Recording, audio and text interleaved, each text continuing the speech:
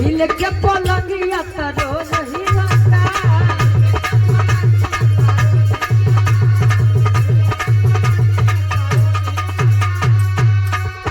बाकी भतार में न मजा मिलता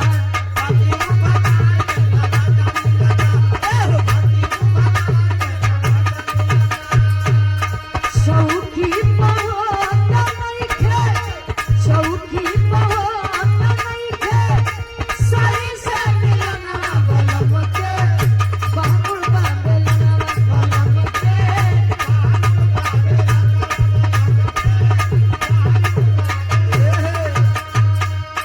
बलम के बाबुल बाबेलना अरे राजा के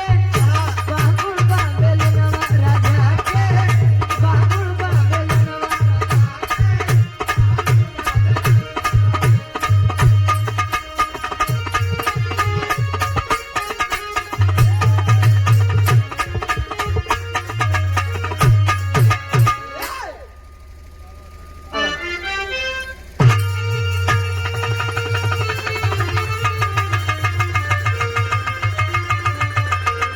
अरे अब समरी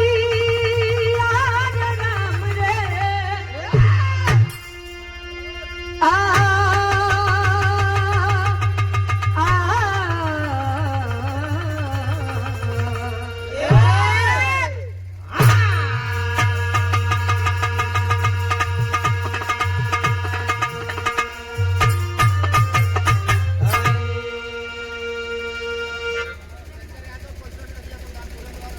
सुरेंद्र यादव जी उर्फ हमरे करिया प्रधान जी पूरे मनोहर रनिया खेतासी सजमी से मेरे प्रधान जी के द्वारा 100 रुपए का सम्मान बहुत बहुत धन्यवाद आशीर्वाद के छाड़ी के मुझे कला में कामयाब रहे। यहाँ पर सभी बैठे हैं और सभी के घर में बच्चे होंगे खुद के बच्चे होंगे या बच्चों के बच्चे होंगे यानी यहाँ पर बैठे सभी गार्जियन हैं। आज अभी बैठा बा आज के समय में जानते हैं समाज का नजरिया मैं बता दूं हम हमारे घर के गार्जियन नहीं जान पाते हैं कि हमारी बच्ची जवान हो रही है हमारे बच्चे जवान हो रहे हैं लेकिन पड़ोसी समझ जाता है कि किसकी बेटी कब जवान हो रही है और किसका बेटा कब जवान हो रहा है वो आपन नहीं देखे लेकिन के बिटिया कब आवत बा के करे साथे आवत बा कैसे आवत बा कई बजे आवत बा ई पड़ोसी के निगाह बड़ा तेज रहत खुद के घर में का होत बा उ नहीं देखे लेकिन अगले के घर में का होत बा ई दुनिया देखत बा का हो तो आइए कवि जी 4 लाइन भूमिका के अंदर भाव देते हैं सबकर मन वाली हो जाए कैसे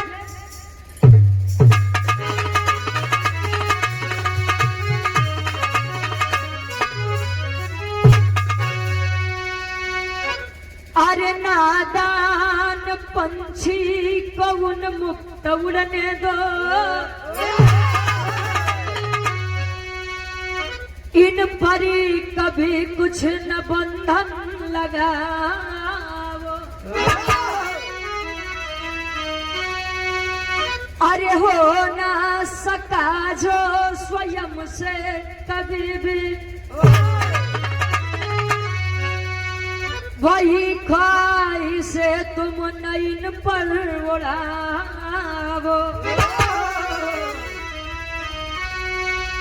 अरे छीनो न बचपन ये अल्हड़ लड़कपन अरे सुंदरतम जीवन के पलना मिटावो सुरेंद्र की इच्छा करो खुद समीक्षा परीक्षा ये बचपन को यूं ना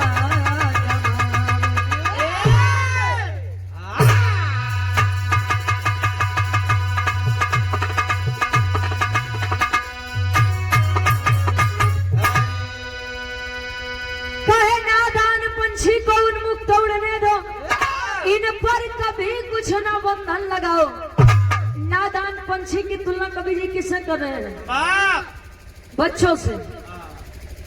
कहा जाता है कि जब हम कोई सपना देखते हैं और वो सपना नहीं पूरा होता है किसी भी कारण, तो हम वह सपना अपने बच्चों के अंदर देखने लगते हैं। एक बात मैं आपको बता दूं साहब कि कोई भी क्षेत्र खराब नहीं होता है। कोई भी क्षेत्र हो, क्षेत्र कोई खराब नहीं होता है। जौने क्षेत्र में जब यह लगी कि यार काश हम इस क्षेत्र में आई नहीं हुई, कहो आजकल हम अपने बच्चों का बचपना नहीं देख पाते हैं और बच्चा कब जवान हो जाता है ये पता ही नहीं चलता है। सब तो बात छोड़ा बाबूजी, जवानी 7 साल 8 साल 10 साल का लड़का वो बराती में जाए तो वो जुआड़ करी है कि एक आध बूंद अगर एक आध घूट बियर मिल जाता पिए बदे तो जान ला मजा आ जाता। हमार प्रोग्राम रहे मांडा प्रयागराज और एमपी के बॉर्डर पे,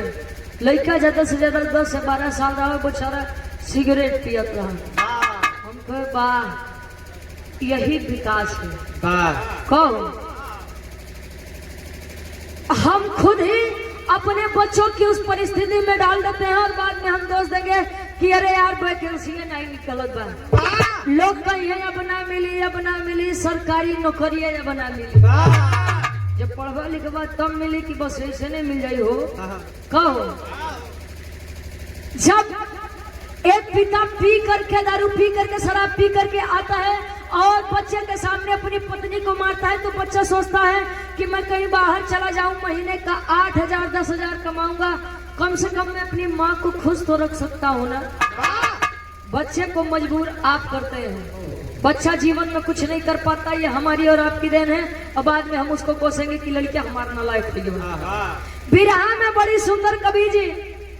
गजल के भाव लिखत है कैसे?